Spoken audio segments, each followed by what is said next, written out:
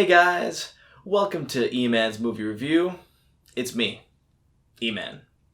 This week I'm going to be reviewing the film Silence of the Lambs, which was made in 1991 by a Mr. Jonathan Demme. Now I gotta say, this movie, it impacted me in a positive way. It really caused me to make a really great change in my life, and I think this movie can do the same for you. Essentially, the film stars Jodie Foster, who plays a vegan, and she's trying to stop the slaughterhouse chief, played by Anthony Hopkins, from killing innocent farm animals. This film has won hundreds of awards, and in fact, has converted many people into vegetarians, myself included.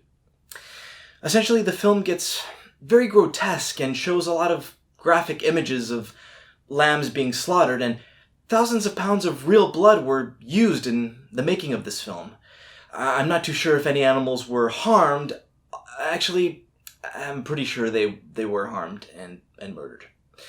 Jodie Foster is the leader of a group of activists, and she had to vomit multiple times throughout this film as her character deals with all of the death and the gore that surrounds her as she's in the slaughterhouse.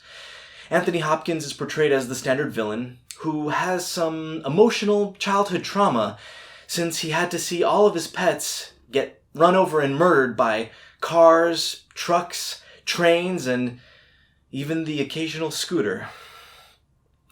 Jodie acts the shit out of her character in this film. And in the end, she manages to convince Anthony Hopkins to shut his slaughterhouse down for good, basically by sleeping with him, which causes him to move on past his trauma since he was still a virgin, but also has an adverse effect of causing him to become a nymphomaniac since he enjoys it so much.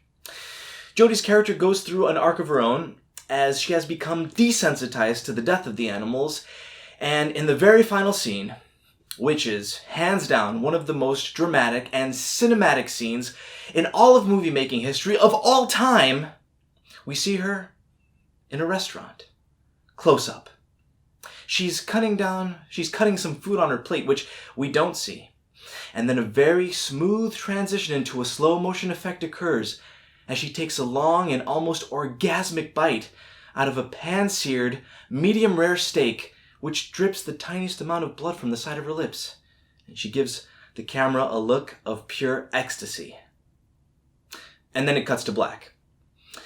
Now, when I watched this movie, ironically enough, I was eating a lamb sandwich, a freshly hunted lamb, and I just couldn't finish it. I was full, but also the movie really affected me, and it disturbed me to a certain extent. So I wrapped up the lamb sandwich, I put it in the fridge, and then I ate it like a few days later because I didn't want to waste food. And then after that, I decided to become a vegetarian. So I'm a vegetarian now, and I feel good. At least I think I feel good. It's been like a week, and I've been very, very on it. I'm 100% on it. I mean, I had like a pepperoni pizza yesterday so that I can prevent any future cravings from happening. And I think that that's the secret to become a vegetarian or a vegan, is just you have to eat a little bit of meat here and there in order to just stop yourself from eating meat entirely. And I haven't really lost any weight that I can tell, but I really feel more energetic. I don't know, maybe it's like a conscious thing or something. I'm not sure. Either way, I enjoyed this movie. I'm going to give it a 8.7 out of 10. I think that it does change your life for the good, for the better, I should say. The thing is, I really wish that they would have given Anthony Hopkins more lines and more scene time, more screen time even. He was in very few scenes, and the scenes that he was in, very little dialogue, so you really couldn't get too involved in his character, even though he was the antagonist.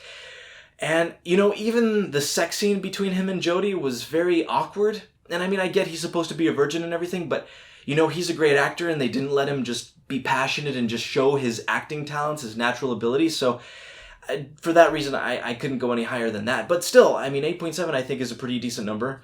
So go check this movie out, guys, if you haven't seen it and you're interested in becoming a vegetarian.